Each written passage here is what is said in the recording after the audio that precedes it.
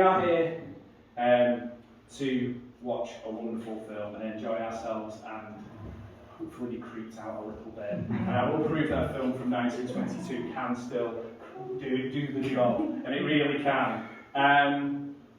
You know, I was going to do the whole boils and ghouls and do the whole big thing at the beginning, but we are diving into the depths of Nosferatu.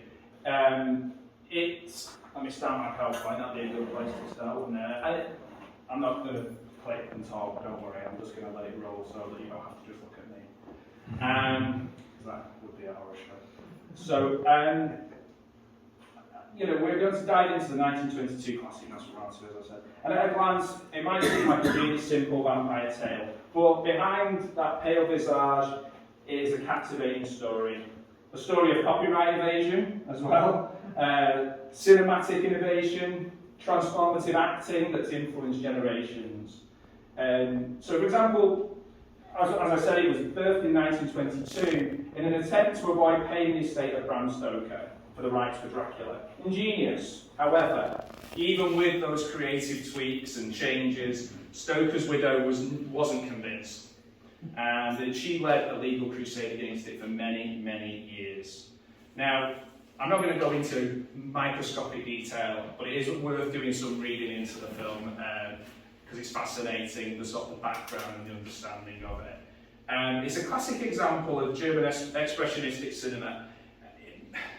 In one way, it manipulates geometric skewed sets, light and shadow, tints, and if you look out for the dark blue kind of that's used to enhance nocturnal scenes, all done with a single camera.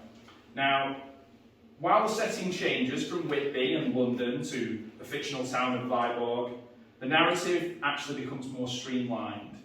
Characters evolve from Bram Stoker's original, with Thomas Hutter and Ellen's relationship showing more yearning, but not just for each other. And as you'll see, I don't want no spoilers, but can you do spoilers on a film from 101 years ago? But it creates kind of, there's longing between other characters as well, let's put it that way.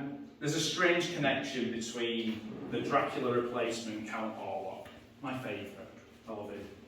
Now, Orlok isn't the only character to be masterfully played.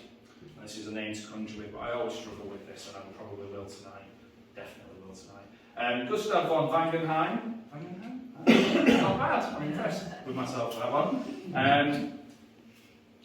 He plays Hutter, and a lot of his character is related to the passive acceptance of his romantic situation, and that kind of mirrors a lot of how German people felt around the time post-World War I. So you've got that kind of passive acceptance, you know, kind of resignation.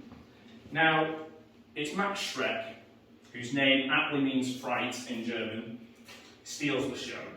With his rat-shaped head, sure he wouldn't mind me saying that, and elongated fingers, those are not his own. Many questions if Schreck might be an actual vampire.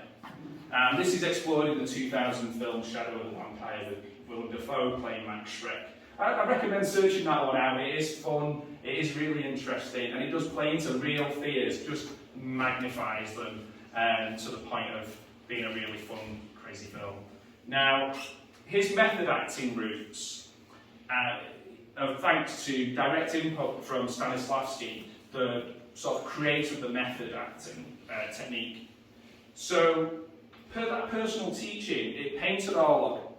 He was able to create Orlok as not just a monster, but really tragic. I actually feel sorry for him in this film. There's a fleeting touch of humanity there, which is really incredible to do in a silent film, for one, but also just in the way the character was created to be able to do that. I think it's incredible. So, back to the history of the film. Legal battles ensued, resulting in the destruction of all copies of Nosferatu. Now, I'm going to pretend that actually worked, and that I've got the only one, because I'm sure some of you got it out. But thanks to resilience, variations, passing things on, the film endured.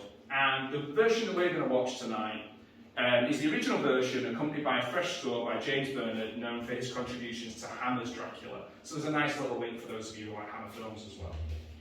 Now, from influencing Nicolas Cage in Vampire's Kiss, another one of my favourites, to being revered by Martin Scorsese, the legacy of this film is unquestionable. Its footprints can be seen in things like Salem's Lot, and the remake, obviously, in 1979, the Klaus Kinski remake. And even now, if you watch What We Do in the Shadows, Silent Film,